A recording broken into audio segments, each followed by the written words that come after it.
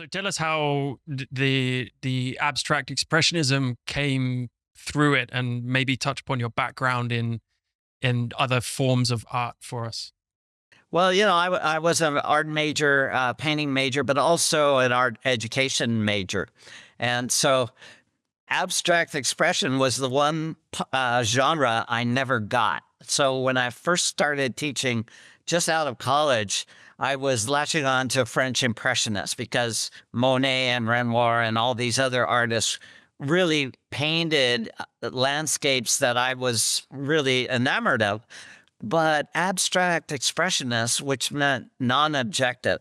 And non-objective means something you're not looking at a house or a horse or something that's obvious the subject, but these are non-subjects.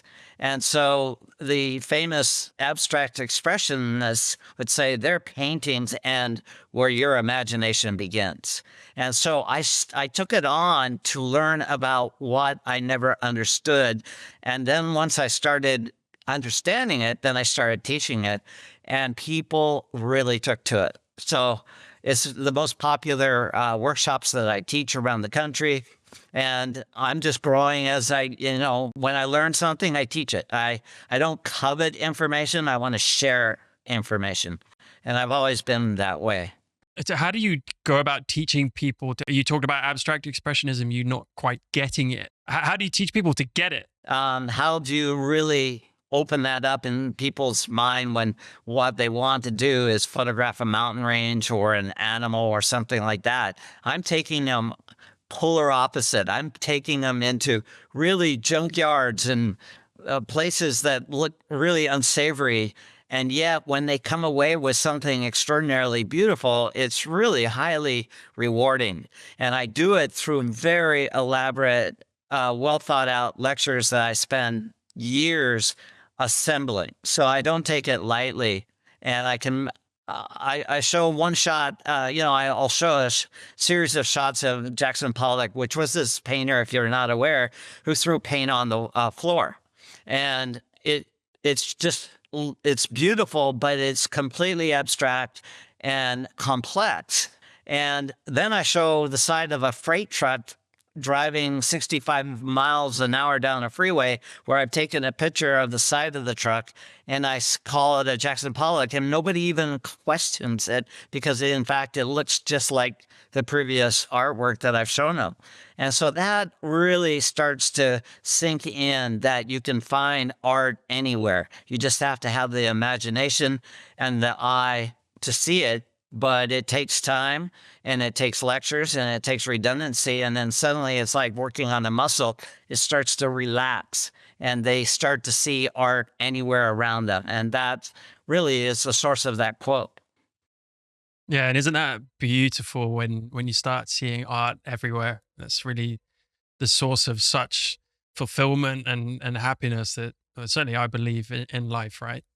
It's a great metaphor, finding beauty in decay, birth and renewal. These are themes, and that is a positive theme. And so I'm all about uplifting, educating, inspiring people. I've been that way through over 100 books and TV shows and things like that. I do shoot, degraded environments that have been destroyed by bad policies or, fish nets around the neck of a whale or things like that. But what I'm interested in is inspiring people and finding beauty. That keeps me going for 5 decades. So why photography? How did that come about? It came out of, it was purely accidental, actually. I was a painting major at the University of Washington, but I started getting into climbing. And I was always one of those kids that was rooting around in the neighborhood woods and hiking and getting into the mountains. I loved that. But when I was in my 20s and then at college, I became friends with other young climbers. And so I joined them and started taking an old camera along to document the climbs to show friends and family where I was going on weekends. And my allegiances shifted from painting to photography little bit by little bit. And by the time I graduated with 2 degrees 7 years later, I really was much more into photography than painting. Simply put, it was easier to create an original composition through the photographic medium than to conjure up a meaningful painting from a blank canvas. And so my temperament and the way I am suits photography far better than just sitting at an easel and painting. And I never look back at that. And yet I draw from what I learned from art school and apply it into my painting, into my photographs. And I remember instructors goading me on never to rest on my laurels or to keep working on previous successes, but to always try new things.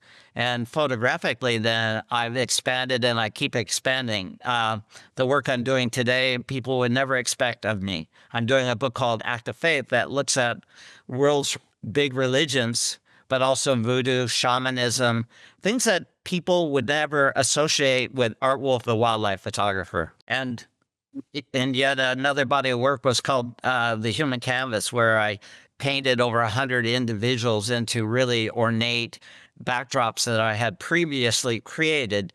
And that body of work really shook a lot of people up in a positive way, but they would never have expected that of me. So I love to surprise my audience. And just when somebody's pigeonholed me into one category, I try intentionally to show a different side. And that I really brought forward from what the instructors were really intending for me to do.